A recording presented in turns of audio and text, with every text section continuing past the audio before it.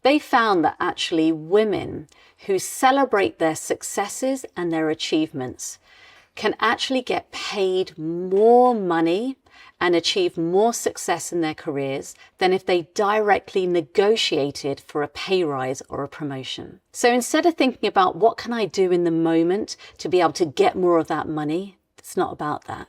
It's about going upstream, and it's about thinking, what can I tell people about me and what I've done? What is the value that I have brought in this organization that actually will then shine a spotlight on me so that people can see my worth. They can see the value that I bring in the organization. And that in turn will lead to promotions, and it will lead to pay rises. But most importantly, because it isn't just about the promotion and the pay rise, it's about being valued for what we bring in this workplace, valued for the impact that we are having in this organization, valued for the success that we are creating for that organization.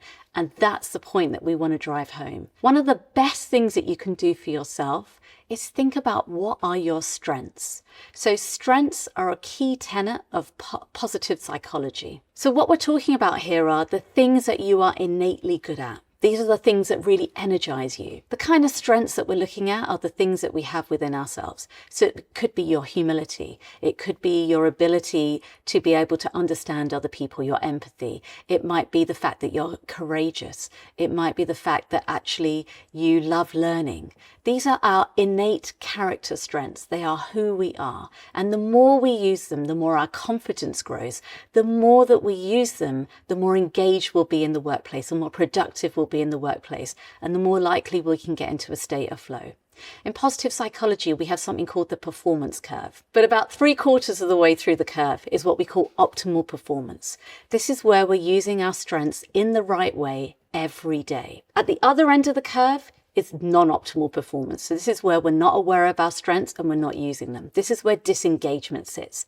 Right the other end of the scale is where we're overusing the strengths. So for example, your strength might be empathy, but actually if you overuse that strength, you might become a rescuer and start to rescue people. So knowing what your strengths are, knowing how to use them in the right way, applying them into your workplace, that's a really crucial element to building your success and being able to have that conversation with your manager, being able to send that email out, out into the ether and telling people all the great things that you do, because you'll be yourself. It'll be you when you're at your most energized, and that is how people will be able to see you in the workplace.